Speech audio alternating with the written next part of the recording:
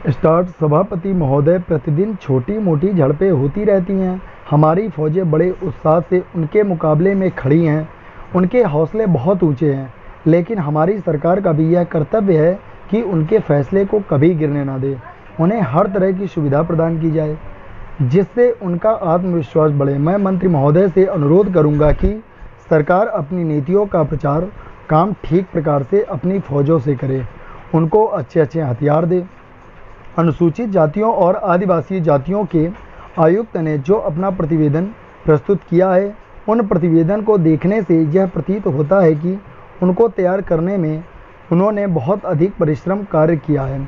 इसके लिए मैं उनको और उनके सहयोगियों को धन्यवाद देता हूं। परंतु साथ ही साथ इस प्रतिवेदन के संबंध में कुछ आवश्यक निवेदन भी करना चाहता हूं।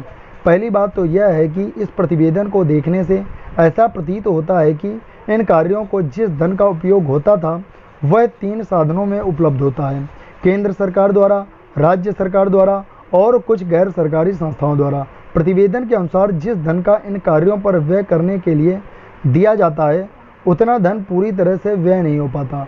मैं यह नहीं कह सकता कि आवश्यकता से अधिक धन दिया जाता है या कार्यकर्ताओं को वह धन प्राप्त नहीं होता, जिसके कारण से वह बिना खर्च हुए बच जाता है। मैं तो यह चाहता हूं कि जितना धन दिया जाता है उसका पूरा उपयोग हो और आयुक्त को यह ना कहना पड़े कि इस कार्य के लिए जितने धन की आवश्यकता थी उतना धन नहीं मिल पाया और विवश होकर हमको उस कार्य को बीच में ही रोकना पड़ा। पैरा, जहां तक राज्य सरकारों का संबंध है, बहुत सी राज्य सरकारें अभी तक इस कार्य में असावधानी से काम ले रही हैं और इस कार्य की उपेक्षा की दृष्टि से देखती हैं। आयुक्त ने इस बात की शिकायत की है कि बहुत सी राज्य सरकारों ने अनेक पत्र भेजने के बाद भी अभी तक अपनी रिपोर्ट नहीं भेजी है। मैं चाहता हूं कि सरकार इस तरफ निष्ठापूर्वक ध्यान दे, राज्य सरकारों पर दबाव डाला जाए और वे इस दायित्व के प्रति सचेत हों और आयुक्त को उनके कार्य में पूरा सहयोग प्रदान करें। पैरा। सभापति महोदय, किसानों की उपज की आप ना तो अधिक कीमत दे सकते हैं और ना अधिक उपजाने के लिए साधन देश में उपलब्ध हैं। उनकी तरफ आपका ध्यान जा रहा है। जो कुछ आप कर रहे हैं उससे कोई अच्छा भविष्य नज़र नहीं आ रहा है। मैं यही कहना चाहता हूं कि आप देखें कि आपके कार्यक्रम में कहाँ त्रुटि है, कहाँ कमी है।